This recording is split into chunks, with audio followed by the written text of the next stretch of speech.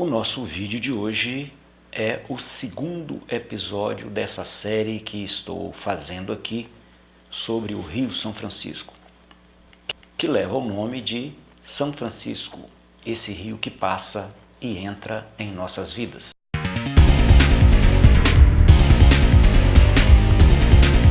Não é, evidentemente, um documentário que estou fazendo aqui. É apenas uma coletânea de imagens em movimento, isto é, de fotos e de vídeos, pelo menos uns 20 anos, nesta minha relação com o Rio São Francisco.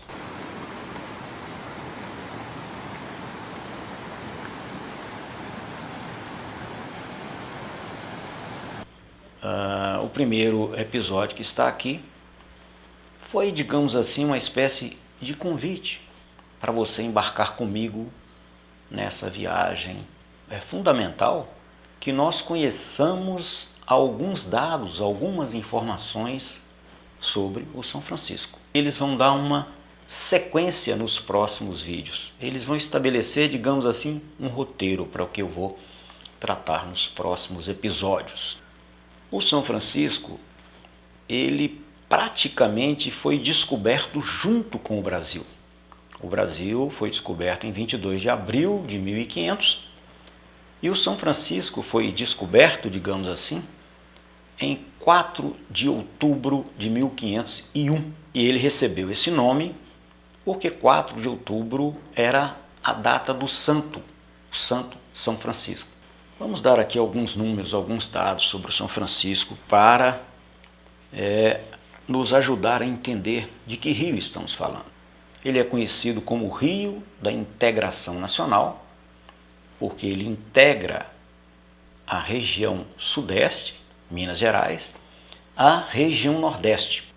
Ele liga, portanto, duas regiões importantes do nosso país. A bacia do São Francisco tem 639.217 quilômetros quadrados.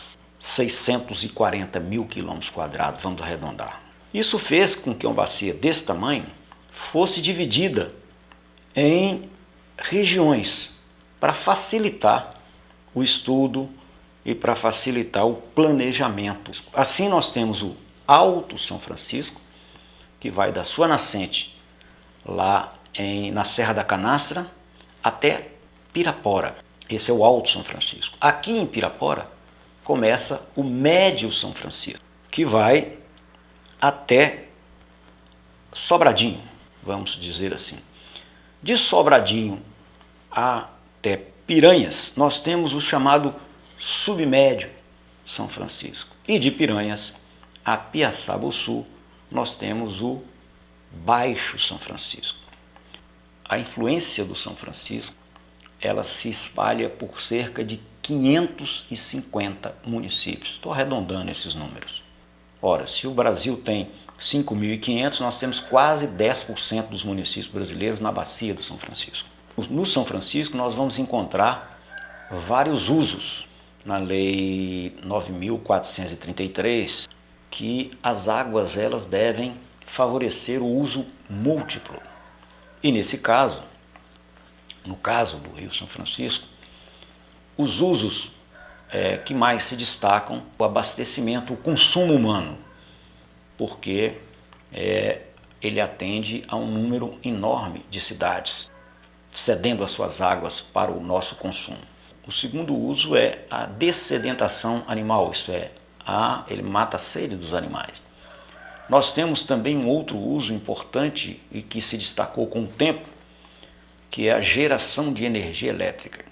No São Francisco nós temos as seguintes usinas: Três Marias, Sobradinho, Paulo Afonso, Itaparica e Xingó.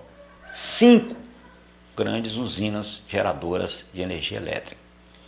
Além desse uso, geração de energia elétrica, ter ganho um destaque, uma preponderância sobre os demais usos, de certa forma até comprometendo os demais usos, nós temos também que o São Francisco é muito utilizado para irrigação.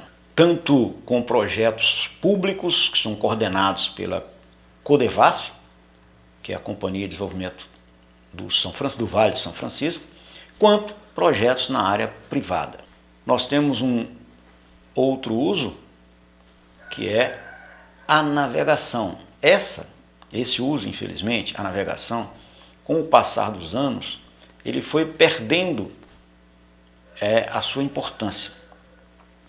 Por falta de planejamento, por falta de interesse e cá para nós, digamos assim, por uma visão acanhada, né, dos nossos órgãos competentes para trabalhar a navegação fluvial no país. Aliás, o problema da navegação fluvial é que ela praticamente não ganha destaque em nenhuma região, apesar de termos rios em perfeitas condições de navegabilidade, o que faria com que a nossa matriz de transporte, digamos assim, não ficasse tão submissa a um único modal, que é o modal rodoviário.